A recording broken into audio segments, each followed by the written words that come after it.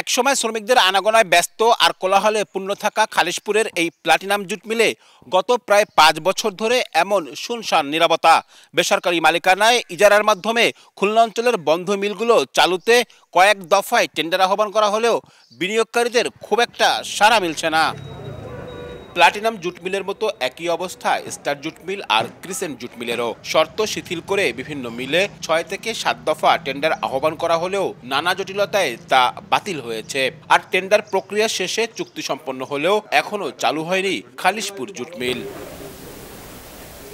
আর্থিক ক্ষতির মুখে 2020 সালের জুলাইয়ে খুলনা অঞ্চলের 9টি রাষ্ট্রায়ত্ত পাটকল বন্ধ করে দেয়া হয়। এতে চাকরি হারান স্থায়ী অস্থায়ী প্রায় 25,000 শ্রমিক। পরবর্তীতে পাটকলগুলো বেসরকারি খাতে 5 থেকে 30 বছরের জন্য ইজারা দেওয়ার সিদ্ধান্ত নেওয়া হয়। 2022 ও 2023 সালে বেসরকারি উদ্যোগে চালু হয় খুলনার দৌলতপুর, ইস্টার্ন এবং যশোরের জেজেআই ও কার্পেটিং জুট মিল। এর মধ্যে জেজেআই জুট মিল কিছুটা ভালোভাবে চললেও বাকি মিলগুলো উৎপাদন করছে সক্ষমতার 1/4।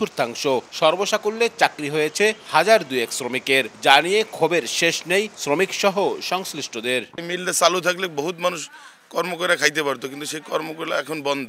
গভর্নমেন্টের কাছে সুনির্দিষ্টভাবে আহ্বান জানাই যে রাষ্ট্রায়ত্ত পাটকলগুলো রাষ্ট্রীয়ভাবে চালু করানো